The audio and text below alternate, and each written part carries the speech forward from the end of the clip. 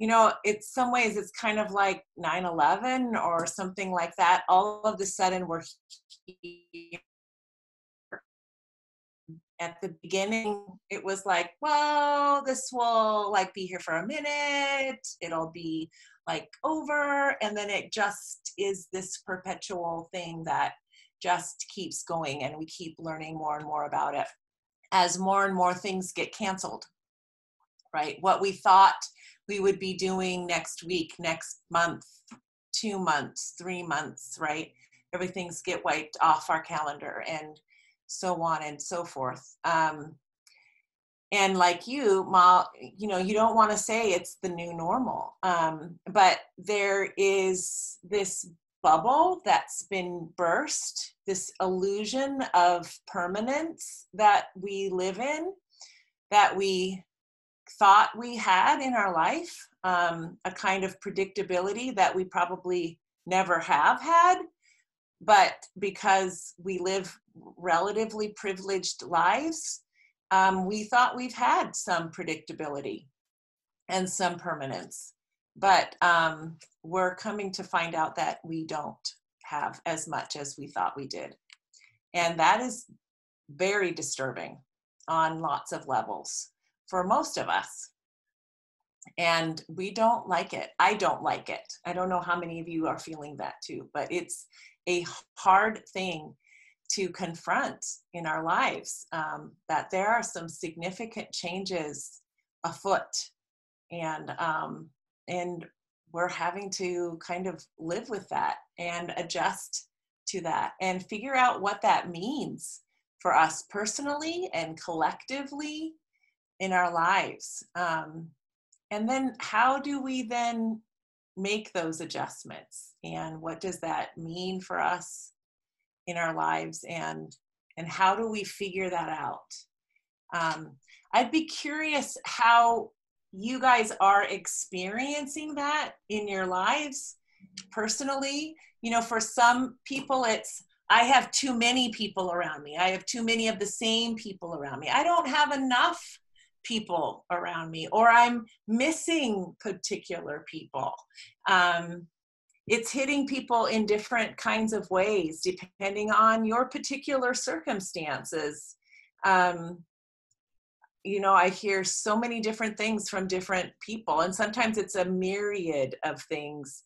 I'm getting really tired of seeing my husband a lot, but I'm glad I have him around sometimes too. And I'm missing certain people too that I used to see a lot. So how are you guys, how is it affecting you? What are you noticing that you're dealing with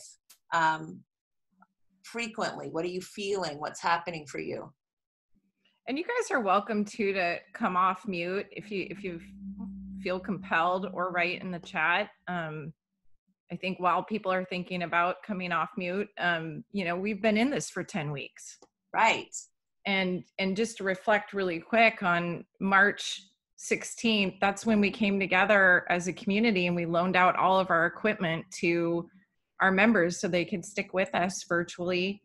And it's crazy to look back. That seems like so forever ago. Right. And I remember in the week prior, when COVID was hitting and these places were shutting down, shelter and stay became a thing in other states. I know for myself personally, that's when I hit my all-time low in this whole mess, because that's when I let the fear come in. I'm like, oh my God, we're shutting down before I'm ready to walk away from this. I mean, I don't want to walk away from this. So right. I was freaking out about the business, and will the business be able to come back? We just signed a new lease. We just moved into a new space and we said goodbye to an old one. So that week before we closed, that was my week of losing my shit and people looking at me like, where's my wife? She's going nuts. Right. But something shifted for me finally, where I'm like, well, I'm done with that sap story. I got to show up for the team, but it's definitely been waves of emotion. So there you go. There, I started it. Answer Tina's question, gang. Yeah. How's it affecting some of you? Waves, I think, is a good word. That it's often like this for lots of people. Yeah. Other people experience the sometimes ups and downs, and that you can be up here and you can have a partner or a friend or somebody close way down here when you're up here, and then you're doing this. And you're like, I don't understand how you're up here and I'm down here, or your down here looks so different than my down here. Like, you do grief so much different than I do.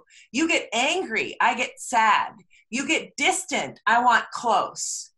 What do we do about that? How do we give each other grace when I don't like the way you do grief, or I don't like the way you do sadness? You know, I haven't seen this from you before, you know?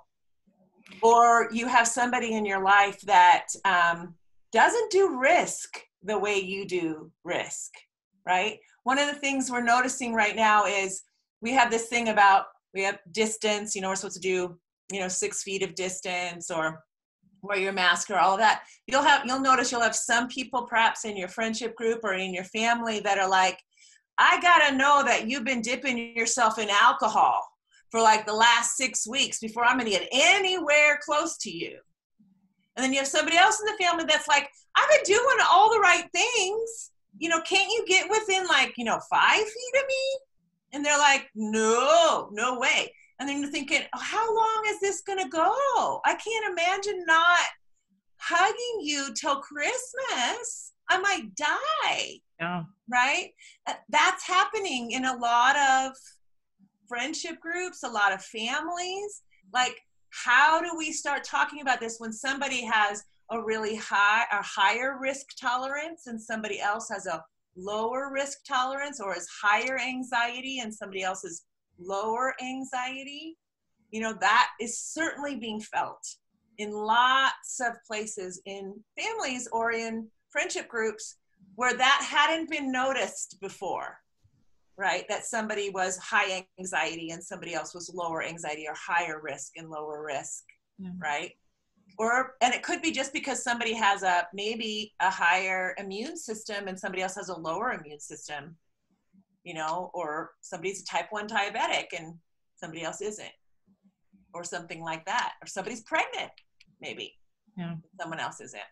Tina, there's some comments that have come through as far as just sharing, like Jen's mentioned she definitely feels differently now than she did in March. She feels like she has a bit more of a handle on the sadness and grief and terror, but she still feels those things just with a bit more of practice. Yeah, like you're adjusting to it a little bit.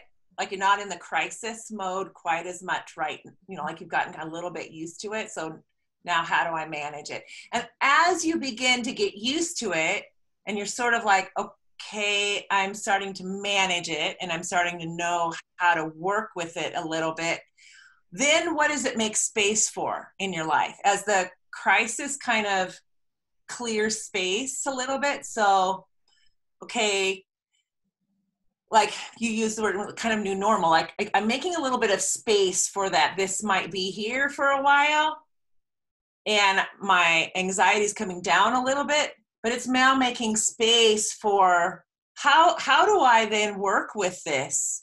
Or maybe I'm feeling my loneliness now a whole lot more than I did before, because I was feeling so much crisis. I wasn't feeling my loneliness as much. So now my loneliness is emerging and I don't know what to do with that. Like that feels really hard, you know, or I'm getting tired of eating the same 5 things or ordering out from the same 3 restaurants. And don't we make anything else in this frickin' city than the things I keep ordering from? You know, like these things are emerging, these feelings are emerging, like I'm so bored with this, or I'm so lonely from this, or, you know, depending on what number you are in the Enneagram or whatever it is you might know about yourself, you know. Some people have referenced as like Groundhog's Day. Just feels like it over and over and over again. Yeah. Yeah. Michaela mentions, I'm ready to not be afraid to see people and be with people. And Britt also says the same thing. They feel scared that things are opening back up and it doesn't feel safe, but also with things open now, I will be expected to work and be more normal, but it doesn't feel safe to me to be out there. Right. Exactly. Yeah. And I wonder about this place that we're kind of in where we are feeling a both and, right? Both that we miss, both that we want to be connected, and that there's this thing between us, this fear that stands between us that we're having to negotiate. And I have this sense that this is going to be there until we all have our own testing kits, right? Or we have at least one between the four of us or something like that, that we can be like, okay, I'm fine, I'm fine, I'm fine. Oh, good. Okay, come on over. You know, until it's like that, we're going to have this, how do we manage this risk tolerance between us? There's going to be this difficult kind of way in which we do negotiation around risk tolerance. And it's going to require a kind of communication around how have you been managing, you know, your safety, and we're going to be talking about risk tolerance. And we don't know everyone's story. So we don't know if they live with a compromised partner or roommate, or if they themselves have some kind of health history. So I think the nice part about at least our community, but hopefully the outside world, won't be judgmental when, you know, like us as you know, a gym, we have to be understanding that some members are going to be like, I can't wait to get back. And others are going to be like, I'm not coming back until there's a vaccine. And I know that we're going to prepare for that, but we just have to be, we can't judge. No, no. You have to trust that everyone's doing the best they can. Yeah. They're just doing the best they can. Like, this is really, I think, going to be a time where we learn to be much more graceful as a people. Because if we're not, we're just going to rub too hard against each other. And maybe that's a piece of a silver lining here, is that we learn to be much more gracious with each other, and we give each other more of the benefit of the doubt than maybe we did before COVID. Mm-hmm. You know, when we were more of a judgmental type of people, Mm-hmm. you know, but that we just can't afford to be that way with each other. We have to start to learn to work together much, much more, and trust each other more than we did before. It's about communication and understanding, isn't it? Yeah. And knowing that people are just doing the best they can. Yeah. You know, and that we're going to have to lean in and lean on each other a little bit more, Mm-hmm. and be honest in our communication with each other. Yeah. And trust ourselves to take care of ourselves too. Right. And I really think that that's something that's important now in this, is that this is hard on us. This is hard on us emotionally. It's hard on us physically. It's hard on us relationally. And if we're not mindful to take care of ourselves, we're not going to have the energy to take care of each other and take care of our communities. Mm-hmm. Right? And we are going to need to do this, because this is not a sprint. Clearly, this is not a sprint. This is a marathon. And in order to do a marathon, we have got to do those other back things, right? We've got to take care of ourselves first, so that then we can take care of our tribe. It's interesting, like Britt's comment about, you know, fearful of all the things opening. And I know where Britt works, you know, in a big building downtown Seattle, which, you know, that doesn't feel very safe. And then you've got the people that had such crazy jobs that this happened then to them. Now they're stuck at home and they're like, oh my God, this is what they're like. I have a whole new life because I have time back. I have time for me. So there's like such dynamics of those that are like, oh my God, I needed this break. I didn't realize it. I'm actually loving my life working from home with my husband or my partner or no one. My dogs are so happy. Yeah. Yeah. So the dynamic of understanding, like asking even that question, like, how has this time been for you? Are you working harder than you had before? Or are you getting that break that you were never giving yourself? That's right. Yeah, exactly. Which is, I think, one of the things about this time is it's giving us an opportunity to say, are you living the life you mean to live? Which is where I think that illusion of permanence is actually a good thing for us, because this is turning our lives upside down. Clearly, it's turning our lives upside down. We did not ask for this, right? But we never had that permanence anyway. You know, and anybody who's gotten really sick or had somebody that they love get really sick, they got blasted with that then too, right? Or a big accident or something. We never had control anyway, right? So again, once again, we're being reminded of that. So these are the times that you stop and you say, am I living the life I mean to live, right? And so that's one of the good things in crappy things like this, is that it stops us in our tracks, right? And I know a lot of people who are working from home right now who are like, I ain't going back to that shit. I ain't doing it. I am reordering things right now. Yeah. Right? Good. That's great. Good. Yeah. We all need to be stopping and saying, am I living the life I mean to live? Because none of us are promised a tomorrow. None of us are. Right? And so if this is what it takes for all of us to stop and to say, okay, am I taking care of myself? Am I living the life I mean to live? Am I caring for the people I really love? You know, am I having the hard conversations I need to have? Right? Okay, so maybe we're being given the time to do that kind of self-reflection. I think that could end up being a good thing for us overall. Yeah.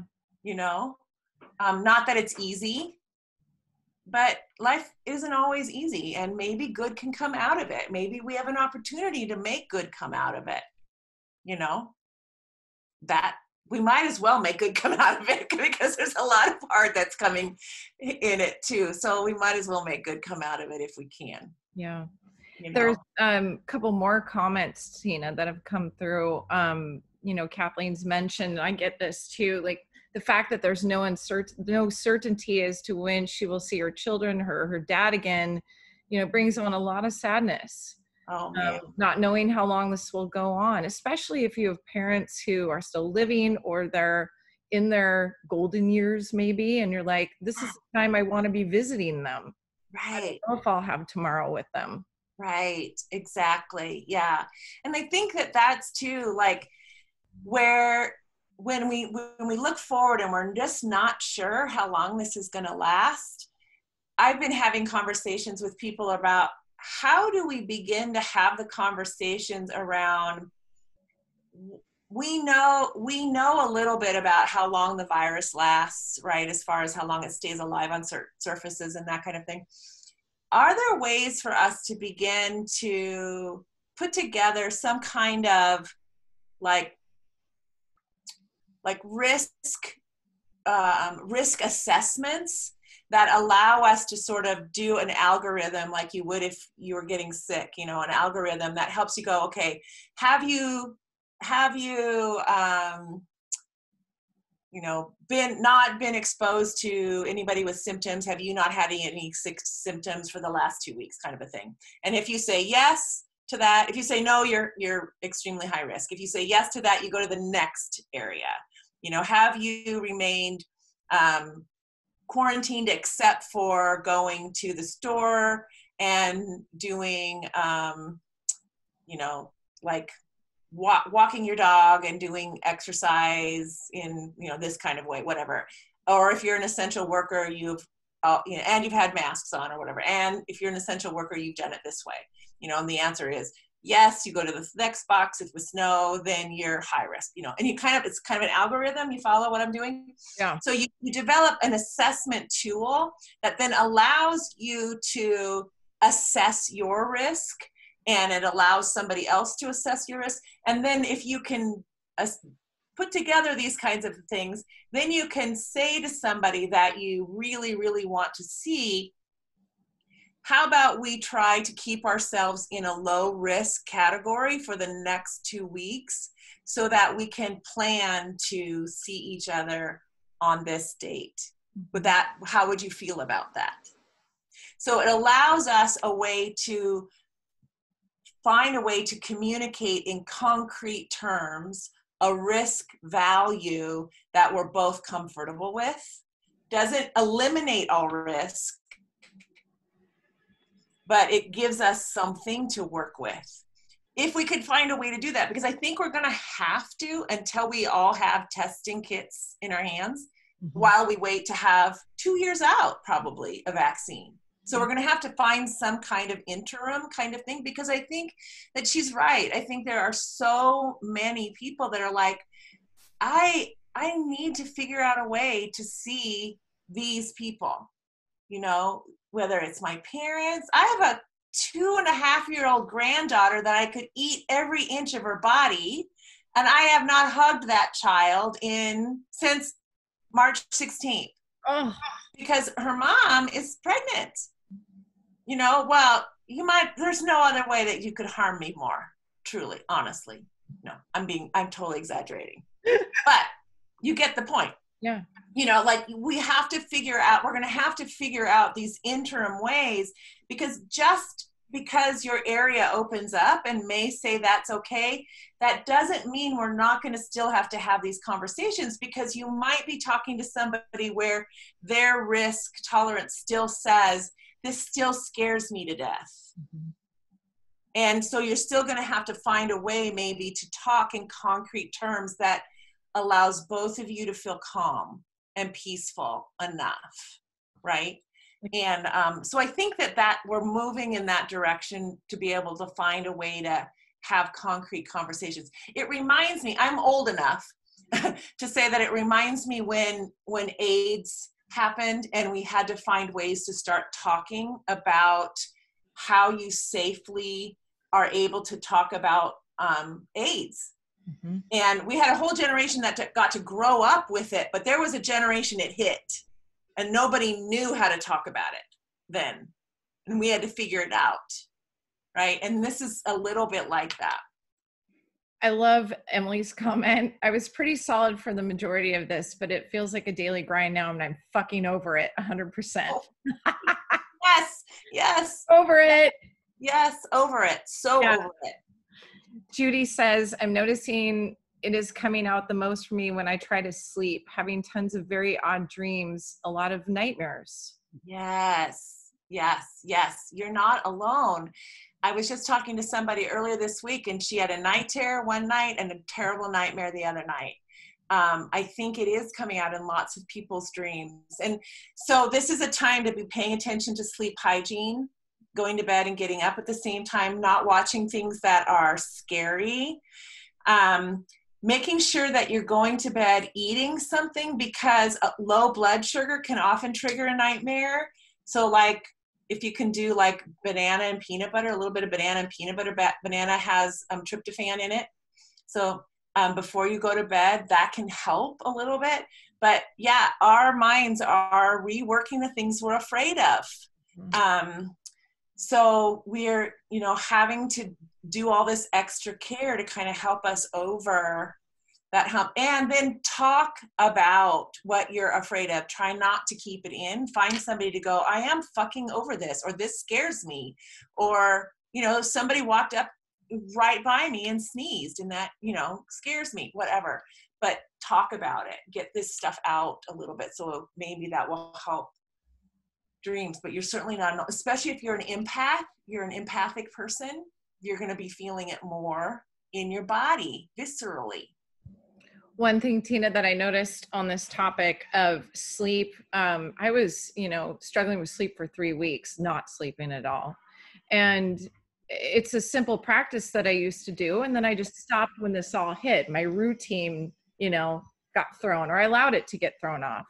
And so, I just recently started to, the night before, write what I hope to accomplish the following day. Or at least I have this gigantic list of 20 things I know I want to do. I circle the top 3.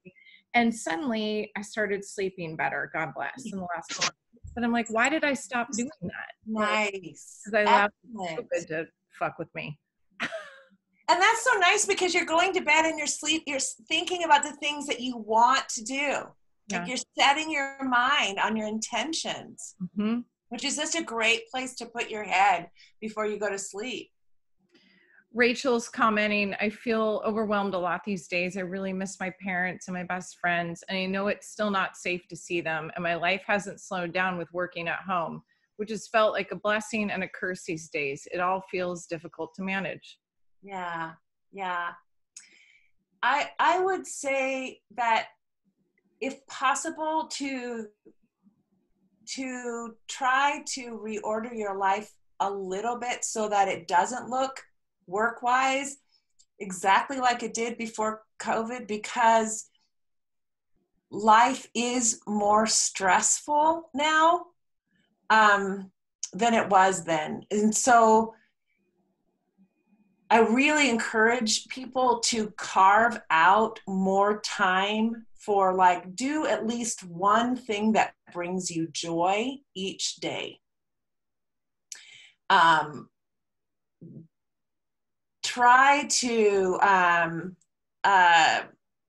connect with somebody that you adore. You know, do some kind of meaningful connection, social connection. Even if you're an introvert, who are those people that are meaningful to you? Do those connecting kinds of things. And again, I'm emphasizing the word meaningful. You know, I've had many people are like, I'm so zoomed out. Don't Zoom or don't connect if it's not meaningful, but it needs to nourish you. Ask for support when you really need it. That is not a weak thing to do. Being vulnerable is an important thing to do. And if you need support, definitely get it. And let yourself feel your feelings. These things that we're going through are taking up emotional and physical and mental and spiritual space in our lives. And we've got to carve out some space to care for ourselves. And I think doing some gratitude kinds of things, like going through your phone and looking at all the pictures of the people that you love and the places that you've been and the things that you've done, ground yourself in joy somewhere, are important. We have to do these kinds of nourishing things. We can't just, and I am saying this, and I am guilty of this. I am so guilty of this. Like, go in my office and work too much. Like, this is not the time to do this. We have got to be disciplined to care for ourselves, body, mind, soul, spirit, because this thing that we're living through is taking it out of us. Like, when you say, I'm so fucking done with this, I can't tell you how many times I have said that to my husband. I am so fucking done with this. You know, like, we have to care for ourselves because this is a marathon. And that means being disciplined to care for ourselves. And it takes discipline, takes me discipline. And allowing for grace, right? Like, I've noticed I'm so hard on myself when I'm not making time for certain things. And then when I'm realizing too, at the same time, that I'm overworked, just giving myself a break and watching the fucking Bachelor. Like, yes, yes. And being okay with it and no guilt after. Like, no guilt. Give some grace. Absolutely. So yes, absolutely. Whatever it is. Yes. Tina, Casey mentions he lives alone, and the solitary is definitely getting to him, and things don't feel any clearer for him than they did in March. So, like, Case, I feel you, but like, there's a couple of our peeps that are alone, and they don't have that touch, that furry touch, the human touch. Yes. So I'm like, grab your mask, get your ass over to Field House, break up your routine. We're here all day long. This place is so fucking huge. You can be physically distanced and we could still just like turn that shit around. Like, I just have to put that out there. Like, stop by, you guys. Like, we're here all day. That's excellent. I have another colleague that lives like remote, like she's in Taos, right? And she was feeling the same thing. And And she says, I just need touch so bad. And I said, okay, so what can we do about that? What do you think we can do? She's like, I need a massage, but massage, they're not open. Nothing's open. And I said, I bet you could find somebody that'd come to your house. And so she found a massage therapist that came to her place. And she's like, oh, it did wonders. It did wonders. You can find someone that will give you a massage. Touch is healing, and I don't just say that because I'm a sex therapist. We have research to prove it. Touch is healing, right? This coming Friday, and I'll have the information on my Instagram, which is Dr. Tina's Shameless Sex, if you want to know. I'm going to interview one of the leading psychotherapist, sex therapist in the country, who wrote, all of her book is on neuropsychology, neurobiology, on touch and the healing power of touch, and how in the world do we deal with this in the midst of what we're in. And I can't think of anybody I want to talk to more on this planet than her. And she's about 70 years old. She just wrote a book last year called Body to Body Intimacy. And she knows more about this than anybody. And so I wrote her and I said, I need to talk to you about how do we do this when we're being told we have to stay 6 feet away and we don't know how long it's going to be. So I'm going to interview her for an hour or more about how do we do this. And I'm just really curious about what she's going to say, because it's actually hurting us to not be touching, right? And it's especially hard for people who are living alone, or they don't have a furry friend with them, and they don't have somebody. But we're going to have to learn, we're going to have to figure out how to get safe touch in our lives, meaningful, safe touch. And we're going to have to figure it out soon, because we're not going to be able to do this for 2 years. There's just no way we're going to be able to do it. Mom and I finally just kind of said, fuck it, to be totally honest. And we were okay with that. Like, she was in Hawaii for the whole month of March.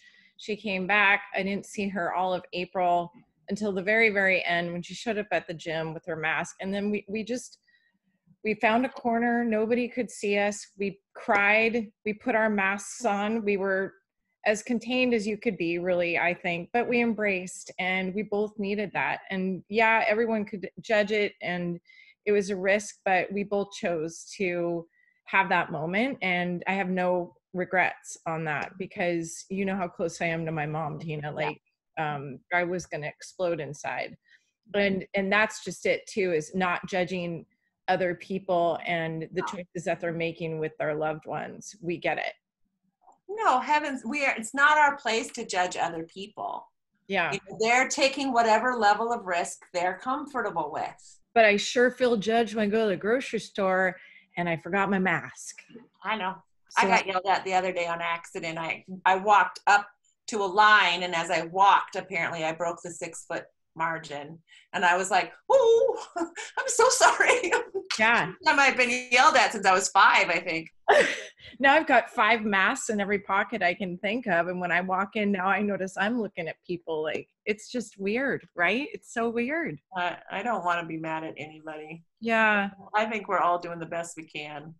Sarah mentions all of her feelings have been centered around the uncertainty with her business, worried she won't be able to bounce back. We have a lot of small business owners in our membership as well.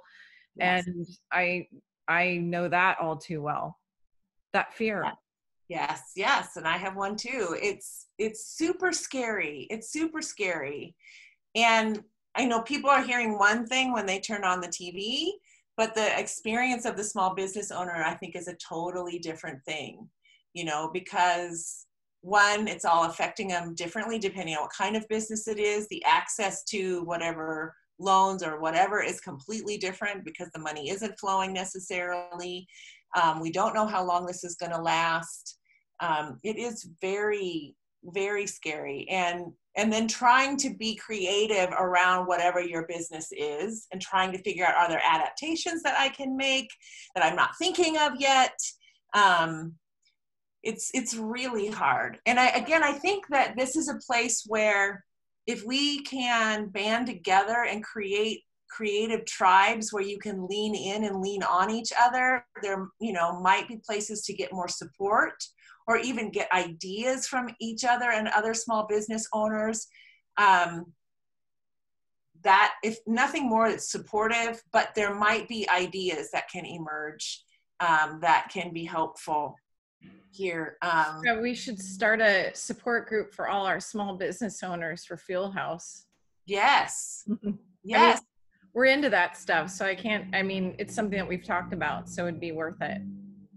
And, if you have like people who've done different things, you've got ideas that come from different fields that could be helpful. And if you have people of different ages, then you have people that have had businesses for different amounts of time that have different ideas too, and all of that can just be really helpful, to people. Charlotte mentions, as a parent of a young child, she's always anxious about being the one who has to go out and shop, etc., and hopes she's not the one who gets exposed and brings it home to her family, and whose husband is in the high risk category. So I can't imagine living with that anxiety. Right, exactly. There's a lot of anxiety. Mm-hmm. It is. There's an article that I got from, so we have several medical professionals that are in our family or bonus family, and I'll get an article to you, Mal, that one of them sent to me that I was actually really helpful to read, and it had to do with what really kind of puts you at risk with regard to how long you have to be sort of in the path of droplets being in the air, kind of a thing. And it helped me not feel so afraid going to the grocery store, passing by somebody, that kind of thing. More so if you are in an enclosed area for a longer period of time and the airflow is going this way and you're sitting for an hour, kind of a thing. So it made me not so excited to go back to restaurants, actually, and be sitting in closed quarters, but not so much walking by. That's not a place likely that you're gonna pick it up, especially if you're wearing a mask and somebody else is too. I'll put that article to you because it's cases. It's like 5 or 6 different cases and they actually tracked the people. Oh, cool. Yeah. That'd be cool. Jen mentioned, regarding the things that are opening back up, her employer set out a survey about getting their opinions of their employees on returning to the office. And just even the questions stressed her out. It doesn't feel safe. And that's interesting because I'm in this mentorship group for gym owners and they're representing owners around the world. I feel that we're at an advantage because we get to see the gyms that are actually reopening and what their true reopening plan looks like. So we have time to see what's working for some and what's not for others. But every single one of them is sending out a survey to their membership, which I think is important. But I understand that feeling of like, oh my God, this is just stressful to think about. But just know it's the employer, in my opinion, trying to create these new options and figuring out what these other like work from home options potentially could look like, or, just options in general that have to be new for an employer to offer to their employees, because they can't force them to come back if they don't feel safe. Mm-hmm. Right. Exactly. And I think we're still gathering the information, right? Yeah. One of the examples in this article is a work environment example, where things traveled on one side, but they didn't travel on another side, of an area, and it had to do, a lot of this has to do with HVAC, where the airflow is going. I really have to give a shout out to our members who are parents with littles at home who are now freaking teachers. Right. Or small business owner, wife, mother, and teacher. Like, right. Or just now they run their household, but now they're freaking schooling their kids full time. Or trying to figure it out. Right. And I think I was talking to somebody about this the other day too. And I think having to confront so much at one time. So not only is it all those things you just mentioned, right? Parent, they work, they're a partner, they're attempting to be a person who's separate from all of those and sane in addition, right? They're also, I think many people are confronting what was it they were doing in school anyway? Like, how important was that? Did that make sense? Did that math make sense? Was that grounded in anything? Like, and they're confronting these deeper questions about our educational system. And some of them are like, oh my gosh, I think my teacher was a saint, and I don't think I appreciated that before. But some of them are asking questions about how things were taught or how time was spent. And these are hard things to be thinking about when they don't necessarily didn't ask to be thinking about them, and they're doing all these other things. So, I have friends that are like, I'm not sure we're going to go back to that school next year. They didn't ask to put that on their plate to be thinking about, while they're finding out school's not going to open in September. Right. So these are just huge. And, like I have one that's got 4 kids. These are just huge things to be, and when I talk about some of these people are getting too much touch because they've got like many littles around them,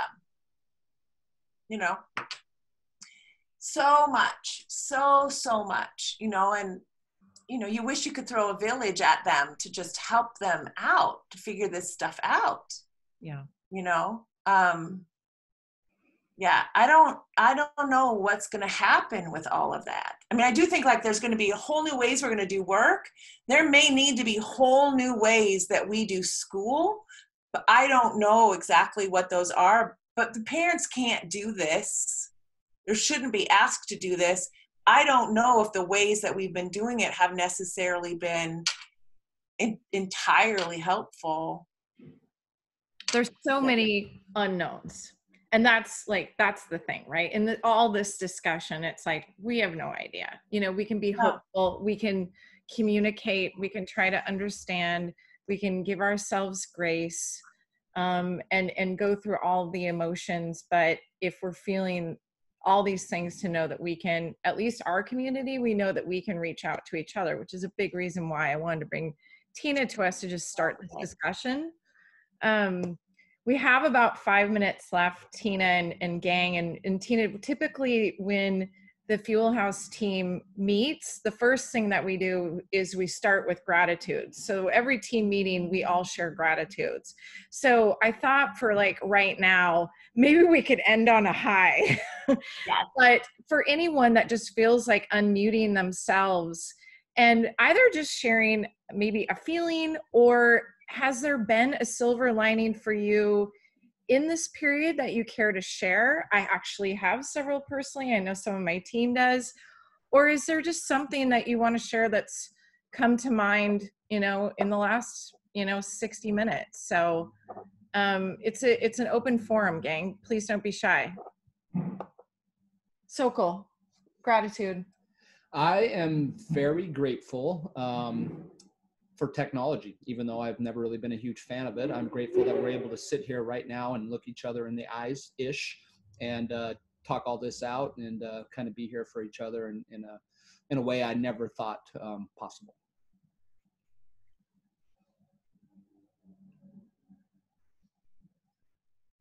There's some shy people that shouldn't be shy. Liz, you look like you want to say something. I always want to say something. I was joking with Nick that we're grateful that weed dispensaries are essential businesses. That's a good one. But also I'm very grateful to have a roommate. I think I'm okay without touch. I'm not a super affectionate person. But not having anybody here to talk to, I think would be incredibly difficult. And my mom's older, she has asthma, so I can't really hug her or be around her very much. So having Nick here is incredibly helpful. I'm touched. So most Most of the times. Yeah. Yeah. I'm grateful that in this time, like it's been so hard to flip a business model, but that I've got a team. I don't know how I would be freaking doing this without the team. And it's been amazing to see, you know, on days where I'm at an all-time low, who picks me up and vice versa. Like, you know, it's just neat to see we're handling it at different times for the most part so that we can be there and be stronger for that teammate that needs us that day or that hour. Molly, I know you guys have heard this from all of us or a lot of us, but I have to tell you that on so many days, the virtual Zoom classes have literally been like the absolute highlight of my day. Seeing your faces and knowing that you see me, and even though you're not like seeing me, I feel like I'm getting all choked up. It really means a lot. So thank you. Thank you for doing what you've done, because it's meant the world to me during this time. Oh man. Okay. We love you. Same, babe.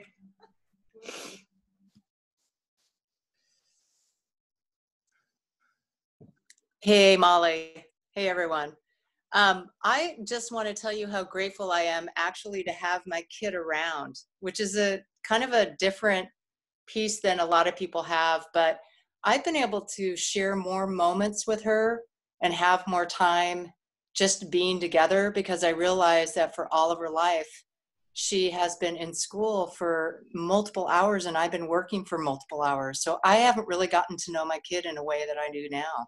Wow. And even though it could be tough at times, it is pretty cool to all of a sudden have a relationship that is a bit deeper and a lot more enhanced. So that's just a beautiful piece for me. But also, just to reiterate, I thank you too for every day that I get to see you guys. It means the most to me.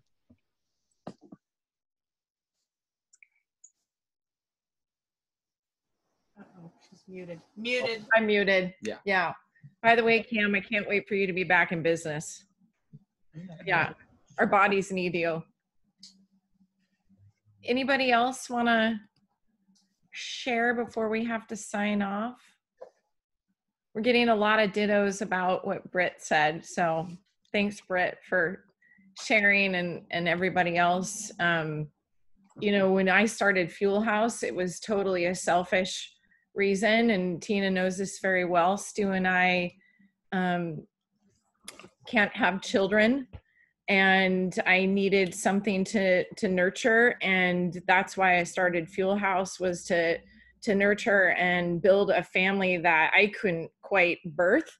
So not that you're my children, I just look at us all as a big ass family. So the gratitude is 100% exchanged. I'm a child. And Tina, thank you, because this has been just amazing bringing you into our group, and we'd love to have you back. My and pleasure. Let's talk about sex. Sure, whatever you want. Yeah. Do it. No. Do it. Yeah. Let's bring her back. And Tina, what I'll do is I'll share in an email just how you can follow Tina on Instagram, her website, and you'll get links to all the things that she does outside of meeting with us for an hour. So Tina was a big part of my life before I met Stu, and then she's been a big part of Stu's in my life too. So we're just grateful to have you as a part of the family. Thanks. It's been fun being here, and I'll get that article to you so you can share it. Okay. All right. Got to get Take set care, up. everybody. All right. Love you. Love you too. Bye. Bye, guys.